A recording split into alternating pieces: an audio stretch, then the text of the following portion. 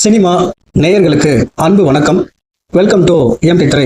இந்த ஷோல Draupadi 2 box office collection, Mankatha re-release box office collection, அது மட்டும் இல்லாமல் தளபதி முதல் முறையா ஜனநாயகன் படத்தினுடைய சர்ச்சை பற்றி பேசியிருக்காரு. என்ன பேசியிருக்காரு அப்படிங்கிறதையும் இந்த ஷோல பார்க்கலாம் வாங்க.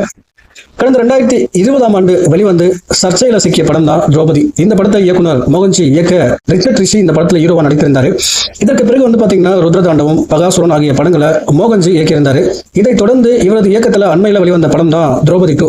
வரலாற்று கதைக்களத்தில் உருவாகி வெளிவந்த இந்த படத்துக்கு ரசிகர்கள் மத்தியில பெரிய அளவுல வரவேற்பு கிடைக்கல அப்படின்னு தான் சொல்லணும். முதல் நாள்ல இருந்து பாக்ஸ் ஆபீஸ்ல தடுமாறி வரும் திரௌபதி 2 உலக அளவில் இது வரைக்கும் எவ்வளவு வசூல் பண்ணிருக்கு அப்படிங்கிற தகவல் வெளிவந்திருக்கு. இது வரைக்கும் 2 முதல் 3 கோடி வரை இந்த படம் வசூல் பண்ணியிருக்கதா சொல்றாங்க. இனி ஒரு நாட்கள் இந்த படத்தினுடைய வசூல் எப்படி இருக்கும் அப்படிங்கறத நம்ம பொறுத்திருந்து பார்க்கலாம். அடுத்தது பாத்தீங்கன்னா மங்காத்தா. இந்த படத்தினுடைய பாக்ஸ் ஆபீஸ் என்னன்னு பார்க்கலாம். தமிழ் சினிமாவில் உச்ச நட்சத்திரங்கள் ஒருவராக இருப்பவர் தான் நடிகர் அஜித். இவர் நடிப்புல கடைசியா வெளிவந்த படம் தான் குட் பேட் அக்லி.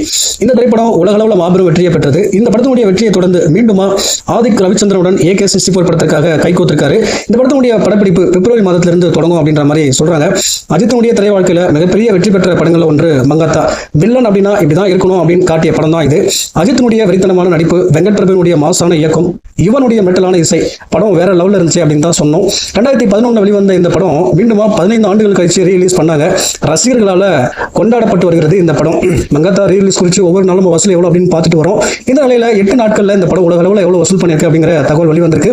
இது வரைக்கும் பாத்தீங்கன்னா 20 கோடிக்கு மேல இந்த படம் வசூல் பண்ணிருக்கு.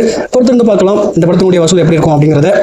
அடுத்தது பாத்தீங்கன்னா ஜனநாயகன் சர்ச்சையை பத்தி முதல் முறையா பாத்தீங்கன்னா விஜய் அவர்கள் ஒரு விஷயத்த சொல்லியிருக்காரு. விஜயனுடைய ஜனநாயகன் படம் பொங்கலுக்கு ரிலீஸ் அப்படின்னு அறிவிக்கப்பட்ட நிலையில சென்சார் சான்றிதழ் பெறுதல சிக்கல் ஏற்பட்டது. இன்னும் ரிலீஸ் ஆகாம இருக்குது. சென்னை உயர்நீதிமன்றத்தில் நடந்த வழக்குல பாத்தீங்கன்னா படக்குழுக்கு எந்த நிவாரணமும் கிடைக்கல.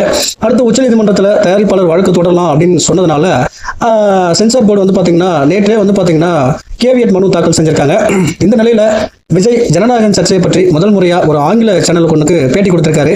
தயாரிப்பாளரை நினைச்சாதான் எனக்கு வருத்தமா இருக்கு அப்படின்ற மாதிரி சொல்லியிருக்காரு. நான் அரசியலில் நுழைவதால என்னை குறிவைத்து இது மாதிரி ஏதாவது நடக்கும் அப்படின்ற மாதிரி நான் எதிர்பார்த்தேன். அதுக்கு நான் மென்டலாகவும் தயாராக இருந்தேன் அப்படின்ற மாதிரி சொல்லியிருந்தாரு. ஓகே கைஸ், பொறுத்திருந்து பார்க்கலாம் இந்த படம் எப்போ ரிலீஸ் ஆனாலும் வெற்றி பெறும் அப்படிங்கிறத சந்தேகம் இல்லை. அடுத்த அப்டேட்ல நான் உங்களை சந்திக்கிறேன். நன்றி, வணக்கம்.